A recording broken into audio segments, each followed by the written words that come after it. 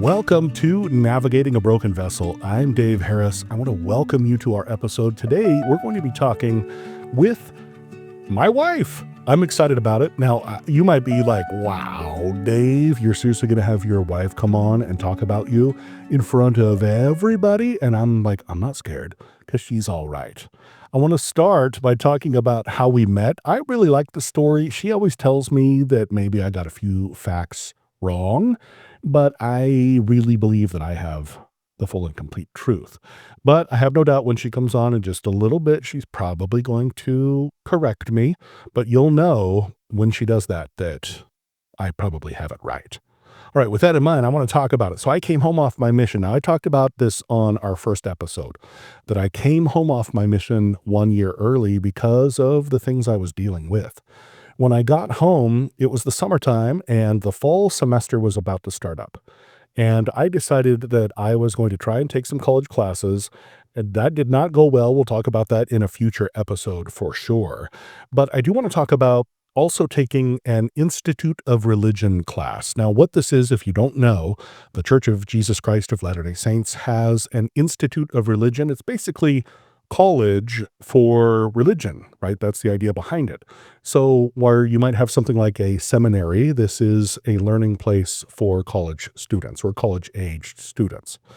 I looked in the catalog and I found a class. I thought, this is for me. The name of the class is, or was, Dating and Courtship. And I thought, ooh, that's me. I've come home off my mission.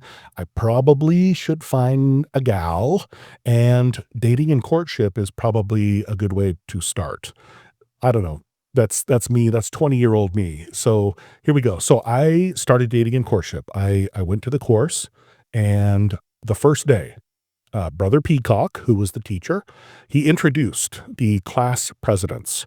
And the class presidents were Shelly Holt and her cousin as well. Now, Shelly Holt, of course, is Shelly Harris. She eventually became my wife. And her cousin. They were both class presidents. And I remember thinking, ooh, look at these two. Yeah, this is all right. So now, Brother Peacock, he said, here's what the class presidents are going to do.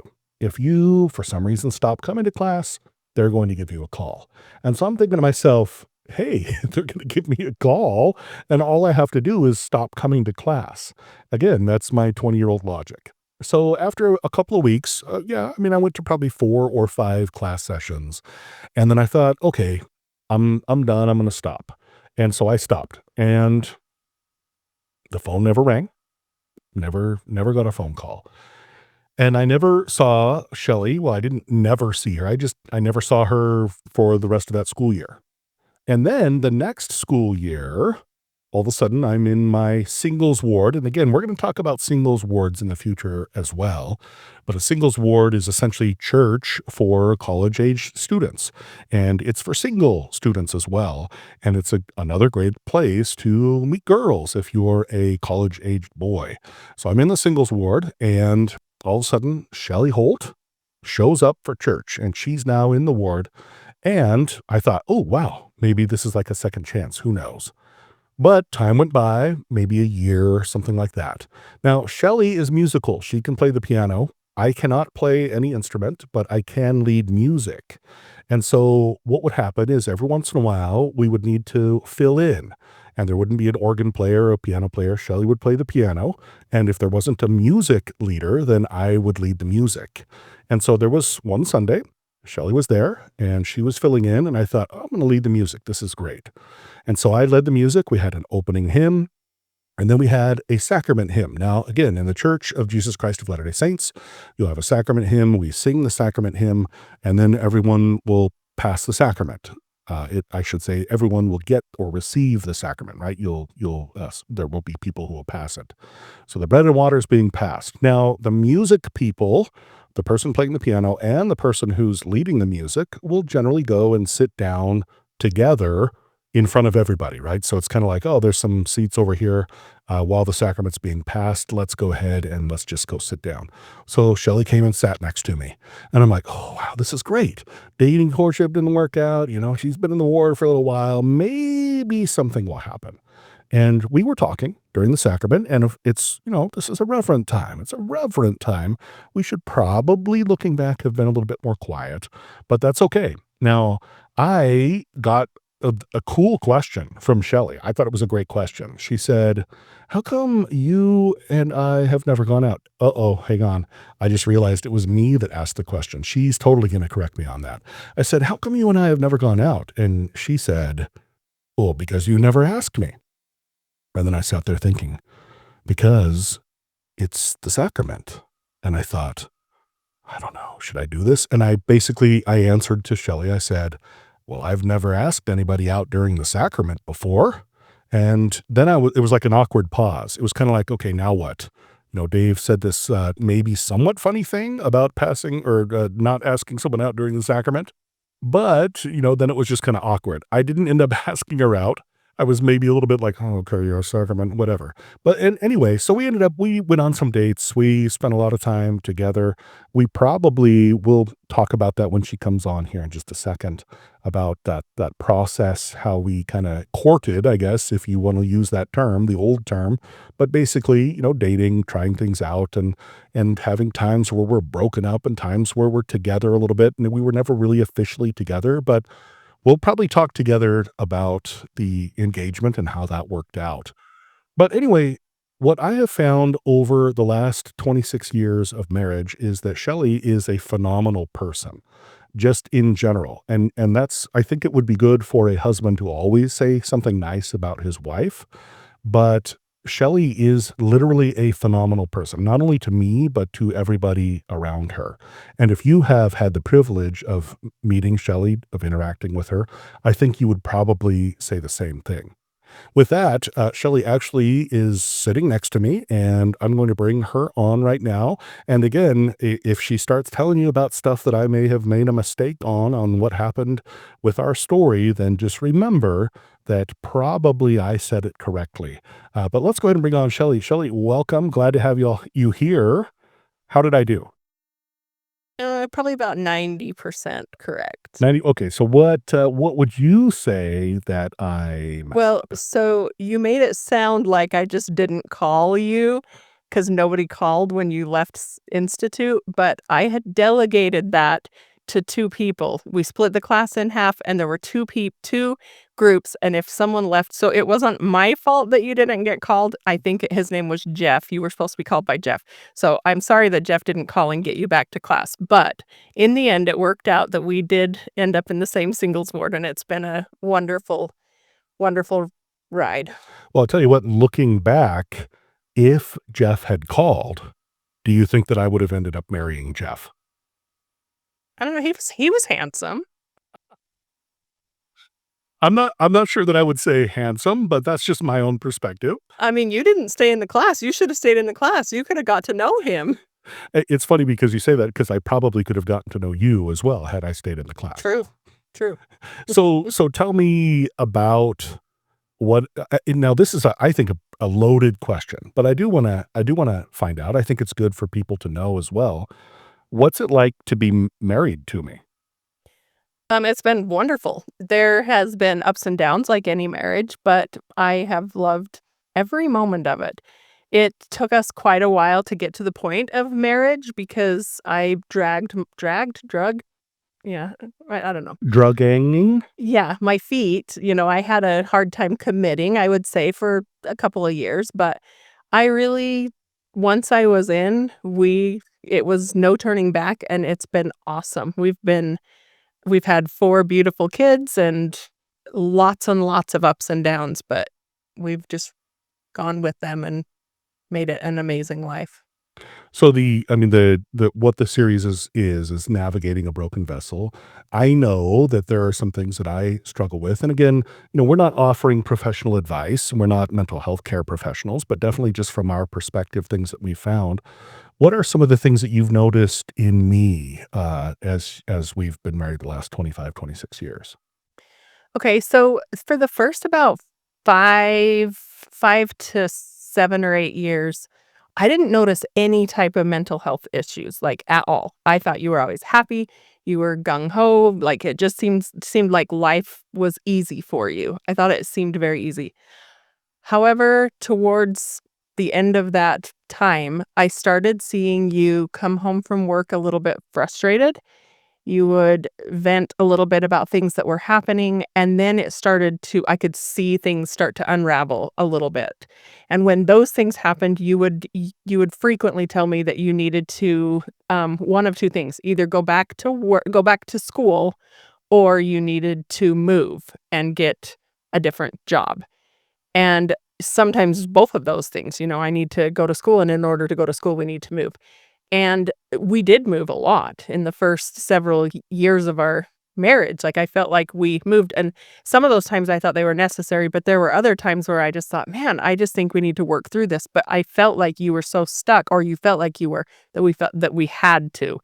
And I got to where towards the maybe middle of we've been married almost 26 years. So towards about the middle of that time, I could tell that if we um if I could get you to take a little bit of time to think about things instead of just rushing into making a decision to move or change careers, go back to school, something like that, it seemed to work a lot better for you. And so in those times, I would try to help you get through the trials, whatever you were going through. A lot of times it was depression, and I didn't understand, or I didn't know we had ADHD going on as well until, you mentioned it was your adult years that you realized that you had ADHD. And when we started realizing those things, it clicked with me. Oh, that makes sense on why 80% of or all of our projects are 80% done, because Dave loses interest. I love it. I mean, I love him, but, we do have a lot of projects that need to be finished because you tend to. It's funny you say that because it's true. I can tell you, I could list them, and you tell me if I've missed any. There's the master bathroom. I thought, okay, I'm gonna renovate the master bathroom, and it is. I think you're right, 80% done, and it's funny because in my mind, I get a bit of a kick out of that, even though I know that it's like it weighs on me that I know that it needs to get done, and now it's been years, and even still, it's weighed on me to a point now where it's like, okay, maybe it's never gonna get done. I don't know. There's the master bathroom. There's the front yard. I've been working on the front yard for a while, and it's just kind of stalled, and it's, I would say, 80% done as well. And there are probably other things. Can you think of anything else, or anything other than those two? I should have made a list before, because there are several things, but those are 2 of the main ones. You did start a bookshelf with our daughter as a birthday gift, and it took from her birthday's January, it was last year, and I think you guys finished it in November, maybe? So you did finish it. I call that a win. That is Yeah. 100%. What's funny about that, so looking at what we can learn from these experiences, at least from my perspective, the reason why things like the bookshelf got done is because it's like I had my daughter who was just kinda pushing along saying, "I really wanna get this done. I really wanna get this done." And for me, that's big for me. I wanna make sure that my family's taken care of and has what they need and so forth. And I could tell you, I'm really happy that it's done. I think it looks good, things like that. I think the master bathroom would probably look good, and so would the front yard. I mean, time will tell, right? Yep, that's exactly right. So tell me then, you mentioned the moving and the go back to school kind of thing. So from my perspective, in my mind, I look at that and say, at least for me, it made sense, right? In my mind, it made sense. But what's fascinating about it, looking back, is it shouldn't have made sense, because I think that there's always alternatives. And in my mind, there was no alternative. It's like, okay, I'm stuck here. I need to get a good job. I need to make a living. I've got kids, whatever. I've got a wife now. I need to go, it's got to be something awesome. And for me, it was like, in order to have something awesome, I need to make sure I go to school, or I need to try and do a different career, something like that. But part of it also is that for me, like, I lost interest. And so you mentioned that lost interest. And it's the same sort of cycle that happens to me all the time, where I will want to do something. I will plan how to do it. In my mind, the plan is good to go. I'll either I might have a hard time getting started, but eventually I get started. But then, yes, I lose interest, and it's usually when I kind of feel like, okay, I've learned how to do this. I've learned what I need to learn from this. The project itself is not important. It's what I learned from the experience, which is really, again, kind of weird looking back. But that to me is what's interesting is that just the fact that I lost interest. Now, the problem in my mind was that once I lost interest, if I had to keep doing it, then I would hate it. And then I would get depressed that I was still doing it. And so it was a progression that happened every single time where it would be like, okay, start something, be done with it at some point, even though it's not finished, and then be depressed that I was still doing it. And then it's like, okay, I got to do something. I got to do something. Let's move. I'm going to go back to school, something like that. Is that something is that how you would characterize it? Anything you want to add? I always knew that you, like, when you were struggling and I could see what was going on, I could see why you would want to move. But I also looking and seeing what the kids, but thinking about our kids, thinking about us, our callings in the church, some of them you were in some pretty big callings at the time that you were going through. I mean, one time you were in the bishopric, and one time you were a high counselor, and a few different callings in the church that it's just not that easy to just be like, all right, see ya, but I could see that it was important to you to get out of this stuck situation. But I also felt like if we could just get you through the depressive episode, I guess I would refer to it as, then you would do okay. And when I finally started figuring out how to kind of get you through that, we were able to stay in a place for quite a long time, and you would stay with a job for quite a long time. And another thing I also noticed about you is when you felt like something was um something that you couldn't, that people didn't think you could do, you would excel in that. You would totally do awesome at that, and you would stick with it, and you would love it, and you would, like, for instance, your PhD. You got this degree in 4 years. A lot of people take way more than that. But the cool thing of it is you were in St. George and the degree was in Salt Lake, and you flew up and back or drove up and back to get that. That's not easy. And we watched you go through that. And I'm sure that a lot of your depression, a lot of your anxiety, a lot of your ADHD and issues that you had stemmed from things like that were going on in your life. But you did so well at that because it was something that people didn't think you could do.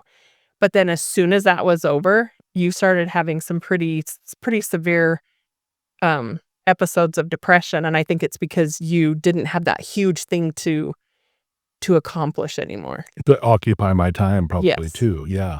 It's funny you bring that up because, I remember those days, and I think you're exactly right, and I think that would be something that a person who suffers with mental health issues, that might be a good thing is and I think I've heard that before as well, that it's like, "Hey, you gotta make it a challenge. You gotta have a framework. You gotta have," whatever it might be. For me, I remember, I wanted to work at a university, and essentially the vice president of the university said, "We'll hire you basically contingent on you completing a PhD." And she said, "What is your plan for the PhD?" And I said, "Well, there's no PhD programs that I can do remotely." This was in 2010, 2009, and there's no remote programs. There's nothing like Zoom or anything like that. And so I said, "There's a program at the University of Utah, and so I'm going to commute." And she thought, "You're an idiot. There's no way. I mean, PhDs are hard to do. You can't commute to Salt Lake 300 miles away." And, and I totally was like, "Well, you just wait and see then. We'll show you." And yeah, you're right. I would go up, I'd drive 300 miles on Monday. I would go to class Monday night, drive 300 miles home, teach classes on Tuesday, and then on Wednesday, drive to Salt Lake City, go to class again, drive home, and then teach classes on Thursday. And that was crazy. And what's funny about that is I think that, and again, it's a mental health thing. I think that people like that fix. And I think I did like it. It's kind of like, check this out. And then people would ask, "What are you doing?" "Oh, I got a PhD that I'm working on in Salt Lake. It's 300 miles away."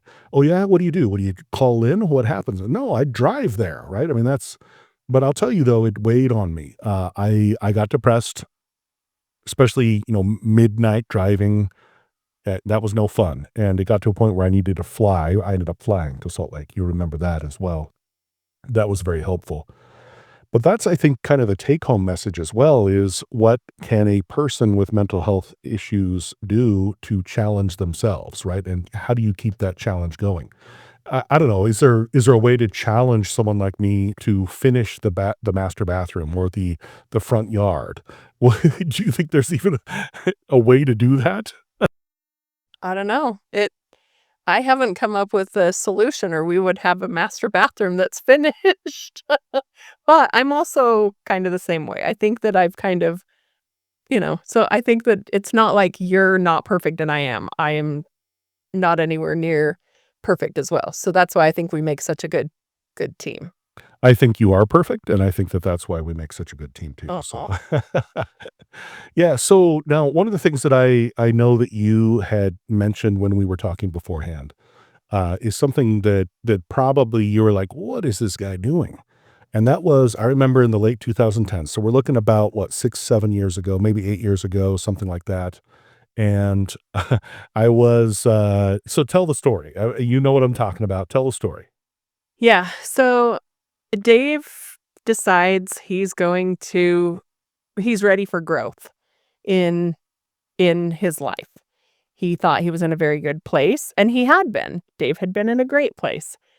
But you were ready for growth, and you wanted growth in the gospel and in life. And the way you wanted it was through trials. So Dave decides to pray for trials. And boy, did he get them. It was, would you guess, 6 years? About 6 years of the worst trials, depression, anxiety that you've ever been through. Yeah, I remember that, and I think what it was I talked to, well, I mean, what kicked it off for me was I talked to my little brother, Ken, who's passed away. He passed away a few years back, at the age of, what, 36? Very young, but anyway, I was talking to Ken, and Ken was talking to me about ADHD and what ADHD is all about and the symptoms, and I'm like, "Holy moly, that's me." And what's funny about that is that when I basically found out maybe I have ADHD, in my mind, I equated that as what I called bad code, that there's something wrong with me, that I'm broken, right? A broken vessel. That's for me was one of the big experiences in my life where I'm like, I'm busted. I'm a broken vessel. And I sank into depression. I remember that. And what are some of the things that you saw in me in terms of those few years? So you had been doing really, really well. At this time, you were a professor at Dixie State. I guess it's Utah Tech now, but it was Dixie State back then. And you were well loved by your students, and you did a fantastic job. You were department chair for a while and loving every minute of it. And then once you prayed for trials and started receiving them, you had a very hard time even getting up to go teach. And teaching is your life. You love it. You're good at it. And so having you constantly having that battle every morning, and it was just too much for you. There were several times, and I could tell you were completely spiraling out of control when you would not be able to get up and go to the classes. You would either contact the secretary and tell her to cancel for you, or you would just send an email out saying that you couldn't make it to class. And that was just not like you. Like, you would be at work no matter what, no matter, like, anytime. So when you started doing that and then sleeping a lot, so you'd sleep in or you'd go take naps, or things would set you off that were just little things with our kids or with, just things, and you would need to go and take a break, but your break would be taking a very long nap. Sleeping seemed to help you to not feel things. And so that was really hard. And I knew, like, I could tell things were really bad when you were sleeping a lot and you were missing your classes, which you didn't miss them a lot, but I could just tell you hated getting up and going every single day. And that was horrible for us to have to see you go through. What's interesting is this idea of being stuck. We've talked about it. I remember feeling stuck, and I think that maybe it's something as a loved one who might be dealing with a person with mental health problems or with the person who has mental health problems, if they feel that same thing, I would be interested in knowing whether other people feel that way as well. I can tell you that when I feel stuck, that I do get depressed. Now I'm like, I got to keep on doing this. There's nothing I can do. In my mind, it was there's a university in St. George, and if I want to move to a different university, if I want to get a different job, then we have to move. And I didn't want to move. I was tired of it. I didn't want to move. It's weird because before I was like, yeah, let's move. But now it's like there's one university in St. George. That's it. And so I knew that I would have to move. I knew that I couldn't move. And so then I'm like, okay, I don't like this job anymore. I got bored with it. I felt like it was 80% kind of a thing, right? It's like, okay, I'm bored now. I've had fun. It's fun. I'm ready for a change. And I couldn't change. I couldn't change jobs. I was stuck. And so I got super depressed. I remember that and being super depressed. Now, as far as you're concerned, as a loved one who's experiencing that, what are some of the things that you did that you remember that were helpful for either yourself or the family or for me? So one thing I think that really helped with you, I felt like if I could um, get you out of your funk, like just let's go watch a show together or let's go for a drive. It seemed to help. One other thing I really wanted to do, I researched and I figured out what your love language was because I wanted to love you in the way that you needed to be loved, especially during these times. So I found out that your love language was physical touch. And so what I would do is when you would be struggling a lot, I would just go give you a shoulder rub, or I'd say, hey, why don't you go and sit down and work on grading these papers and I will rub your head while you're doing that. And so I'd stand behind you at your desk and give you a head rub, stuff like that and sometimes that would just completely change your whole mood. Like you seem to be completely better after that. And so I think that just things like that. Another thing I would do is if I could tell you were really struggling, I would pull the kids in and like just when you were in taking a break, I would just tell them, Dad's having a really hard time right now. Let's help out by, being happy, don't fight, and let's get the house nice and clean. Because I know that you do better when the house is clean and when the kids are happy. I mean, who wouldn't? But like I could tell that things would be worse if we had like a lot of messes in the house, and if the kids were fighting, those things would set you off. So I would try to make our environment and just you as comfortable as possible so that you could work through those situations. What I love that too, because I knew that you were doing that. I mean, you would even tell me, would it be helpful if I did this? And what's funny about it is that it was like, I was like, yeah, let's try it. Let's do that. And it was kind of like, well, I don't want to I don't want to be grading papers. I don't want to sit there and read these papers or whatever. But it's like, yeah, if you'll rub my head, great, kind of a thing. And it did work. It really worked. And it worked really well. Now, love language, you mentioned love language. My understanding, because you researched it, I haven't researched it. What are these love languages that you're talking about? So I actually took a class and I had to read a book and I chose the love languages. And so there's like physical touch, gifts. I'm trying to remember all of them off the top of my head. And a I person think could that probably look them up too. yeah, so there's a book written about them, and there's like mine is either words of affirmation or quality time. Actually, ironically, my lowest is physical touch, and so it's funny because that's one thing I've learned is, you know, it's okay for me to like, and it's not that I hate physical touch. I don't. It just happened to rank lower than, I would rather you go and do an act of kindness to help me out. That's what will make me the most happy. And to have you get your shoulders rubbed or, have me hold your hand in public, stuff like that. That's good for you. So, yeah. So, and then I can't remember which ones I've named, but there's like 5 of them, I think. And so with that in mind, then that it helps, it strengthens the relationship, not necessarily a mental health thing, but it could be a relationship strengthener, right? Is that fair to say? Yeah. It definitely, I think it strengthened our relationship, like to know how to love you in the way you want to be loved, not in the way I think you should be loved. That's, I think, important, and especially when you need that extra attention, need that extra love to help you come out of an episode of depression or anxiety. And I wanna make sure everyone knows it's not one way, and hopefully you don't feel like it's one way, like, it's like, well, Dave needs all this extra attention, whatever, and you're doing all these things to I hope that you also feel that I'm helpful to you, that I do those same sorts of things as well, so that it's not like, one of the things about being with Dave is that you gotta just always be babying him and whatever he wants and stuff like that. I hope that you don't feel like it's that way. Of course I don't. I feel like we've had I mean, I you constantly are doing acts of kindness for me. You're constantly telling me that you think I look beautiful and things like that. But you are always, always doing stuff like that. And I hope you don't think that I've thought that our whole marriage is something about your depression and anxiety. It has not been. There has been some really hard times, and you knew that. I mean, you prayed for him and you got him, but it's for the most part, it's been A sweet ride. amazing, amazing. Yep, I call it a sweet ride for sure. Yep.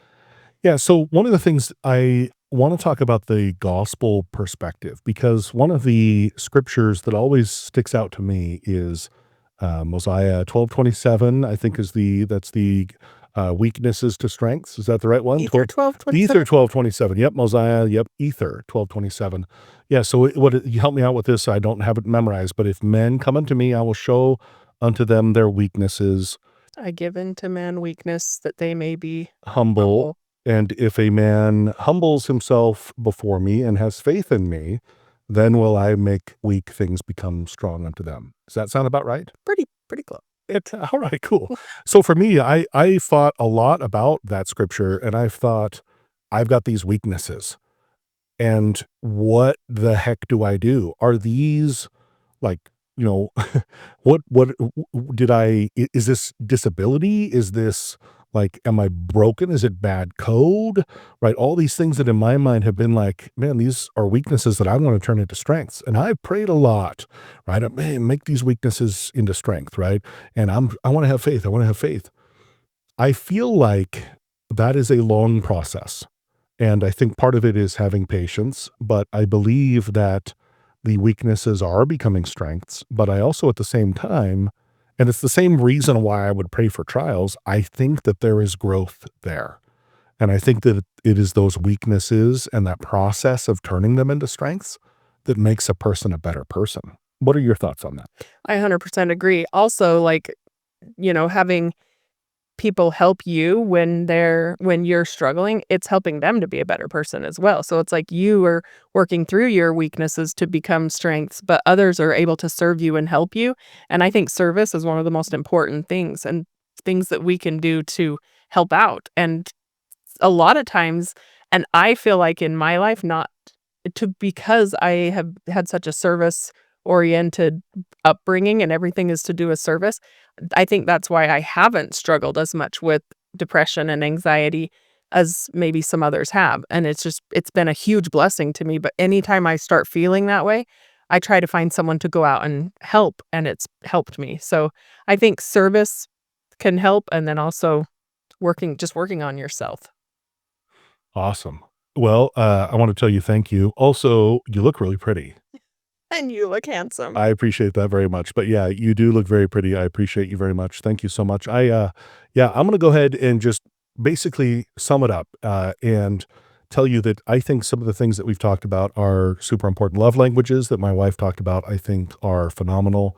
Acts of service, serving other people, I think are great. And also knowing that this is a process, right? That it's a growth process that I think is something that benefits all of us. It makes us all better people. And if I mean, at least in my mind, if I could recognize, and as I recognize that it's okay for me to be a broken vessel, that it is okay for me to then live my life navigating this broken vessel, that then I can say, it's not bad code. I'm not messed up. I'm just working through these things and trying to become a better person. And as long as I accept that, then it makes it so that I can be happy when I do have those accomplishments and other things that have been helpful for me. Now, one of the things that I think we didn't bring up is, Shelly mentioned that moving and getting degrees or going back to school, that's probably the reason why I have 3 master's degrees and a PhD, none of which are in mental health, right? I'm not a professional, but that's, I think, what's so funny is it's like, yep, go back to school. And now you're like, wow, yeah, no wonder that guy has those degrees. And we also moved, I don't know, probably 10 times in the last 26 years. Would you say that? Something like that? Probably at least 10, yeah. Yep. And I've had, I think we counted 16 jobs in the 30 years that I've been in the workforce. So, yeah. Some of them are very random too. Yeah, I was a central vacuum installer for a little while, wasn't I? Yep. And, yeah, fun stuff. But thank you so much, Shelly. I'm glad you're on. And we definitely want to hear from you. We want you to join the conversation. We've got a Facebook page, Navigating a Broken Vessel. Also on Instagram, Navigating a Broken Vessel. You can go to navigatingabrokenvessel.com, or you can send me an email. I'm completely fine. If you have suggestions, things you think we can improve on, ideas for future episodes, things like that would be great. Email me, dave@navigatingabrokenvessel.com. Thanks so much. Again, thank you so much, Shelly. And she really is pretty. She's such a great person. But thanks so much for joining us. I hope you enjoyed, and I hope you learned something as well. I know I've learned something. It's been great for me. Thank you so much, and we'll see you on the next episode.